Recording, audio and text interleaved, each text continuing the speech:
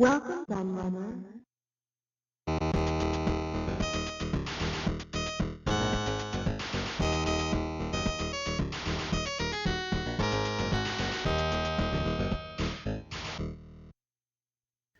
Hello everybody, Q&AK the Lad here, and I've got a book review for you today, and something a little bit different this week because it's not a gaming book review. I do from time to time look at other books on these reviews on the channel that are sort of associated to geek culture rather than being gaming specific. Like I did a review, I've done several reviews actually looking at like Marvel and DC books.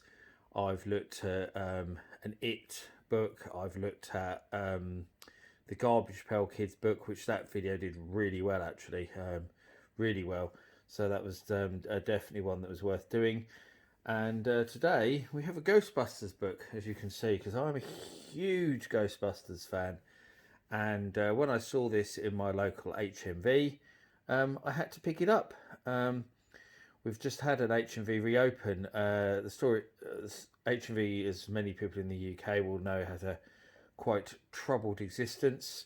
And where I live, we had a really big HMV that closed when they originally went bust. Then reopened maybe a month or 2 months later after someone bought them out. Then it closed again. We haven't had one for years. And now one has reopened in the same shopping centre but in a completely different place, and it's really cool to see HMV back, especially soon as they seem to have changed their focus now, whereas they're not purely a music store like they used to be. They do sell a lot of music, especially vinyl. That's their main focus now in terms of music, but they seem to be focusing on sort of geek culture in general, maybe like a shop like Menkind or Lost Universe or something, where they've they're selling all sorts of stuff now, you know, like plushies and books and key rings and posters and t-shirts and oh yeah, you pretty much name it, that you know they're selling this kind of stuff now, and it's really good actually. I really enjoy going in HMV because I see some really cool things, and I think every time I've been in an HMV, probably over the last couple of years, I've ended up buying something. So it just shows that they're stocking the right kind of things, and the fact that they're opening new stores as well, I guess, shows that they're stocking the right kind of things, and people are going back there again. But yeah, as you can see, this is a famous copy of the Haynes. Well, not copy. It's the Haynes manuals are very famous in the UK. You might not be familiar with them if you come from a different country. I think it is a very UK thing. Haynes basically produced books. I'll put one. I've put one on the channel before actually about video games. I was about to say, but they originally Haynes manuals were car repair manuals. So you know you would have the Haynes, you know, Ford Fiesta workshop manual, and it would tell you how to do everything you needed to do basic repairs to your Ford Fiesta. And they became very famous because they were the go-to Bibles. You know, when people bought a car, they would go and buy a Haynes manual, so they could learn about, you know, all the different things about it and what they could fix quite easily themselves rather than taking it to a garage and stuff. I mean, and they have a motor museum in the UK as well, Haynes, with some really cool stuff in it. I've been there once many years ago. I think it's in Somerset if I remember rightly. But anyway, but what Haynes have done really well in more recent years is when people don't really buy car repair books anymore because they look stuff up online or watch a video or whatever, the Haynes sort of car books have started to become a thing of the past really as time evolved. So what Haynes started to do is they started to take their concept of these workshop manuals and apply them to just about everything you can think of. So there's the Haynes Zombie Apocalypse Manual, for example, is quite a well-known one that they did, but they've done like the Titanic, the A-Team van, Knight Rider. So they've taken famous cars as well as other objects. I mean, like the Airwolf chopper, for example. I'm not sure if they've done one on that actually. They probably have, but any kind of vehicle, but also situations like I say, zombie apocalypse. They did most famously, but they've done all sorts of things like this. I've never seen the Ghostbusters one before, so I don't know how new it is. But there it is. So featuring over 20 Ghostbusters gadgets. It's got pictures from the film. I absolutely loved the recent Ghostbusters film. It was amazing. It had so much fan service in it. It almost brought a tear to my eye. It was so cool. So there we go. There's a bit more about it. Oh yeah, Spark for the Overlords. Right, they are in Somerset, Haynes.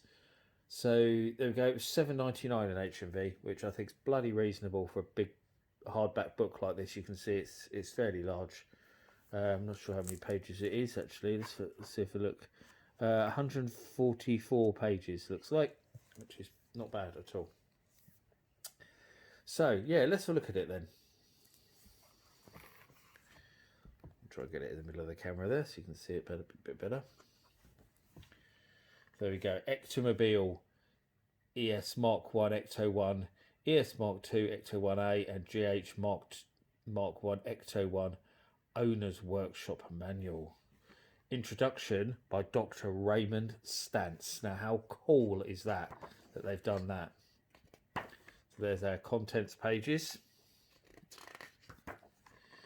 And there you go, introduction from the desk of Raymond Stantz, PhD. Greetings if you're reading this volume. You're either a fellow conductor or a metaphysical examination or a private collector with fine taste in reading materials involved in the occult. So it's really, really cool intro there to the book. Absolutely fantastic. Really cool to do that. So there's a nice breakdown there of the Ecto 1, Egon Spengler Mark 1. So an overview, so it shows the original car there, which I think a lot of people kind of forget what the original car looks like because they're so used to seeing it as the Ecto 1.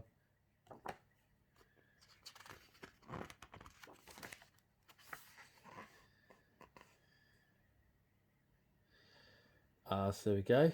There's some more information. I've got an Ecto 1 Lego model, which my wife got me for my birthday as well. She got me the actual real Lego Ecto 1, which I did consider doing a video on it. So if it's something you'd like to see, I could stick it on the channel. I've already built it, but if you want to see what it looks like, I could show it on the channel. Maybe I should have, I don't know. Engine and basic care, so there we go. So it tells you all about that. Lighting. The No Ghost logo, Moogly. The roof racks, it breaks down everything that's on that. Modified Texas Instruments cross-section sensitivity unit. Brilliant.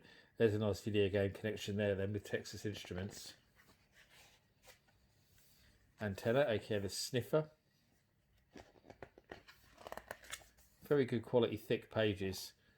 Directional dish, modified siren. So I'm not going to go through the whole book. I'm just I'll try and give you a bit of a overview of it. So roof rack ladder there. There's a floor plan of the car.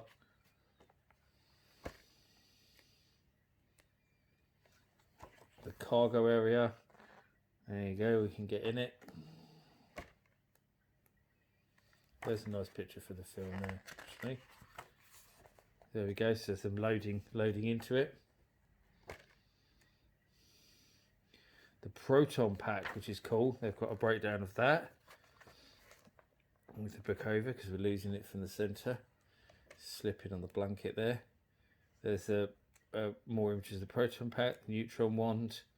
Loads of pictures from the original film in there, them using it as well. Else we've got Ghost Trap, of course. A great picture, another great picture from the film there. And there's obviously little facts as well, like fun fact there. MOS also makes one crazy slow said lubricant. More about the traps, containment unit. There's the Mark II car and the changes, so like the new logo and stuff. And there's the alphanumeric dot matrix display. So the book slipped off the screen again there. We're back for hire, all that stuff. Cooling unit, floor plan, so all the same stuff. The side effects of positively charged slime. There's a Slimer there. Awesome. Gigameter. Ecto goggles. Company logos and identification. Ecto 1. That's the newer one. It uses a different car.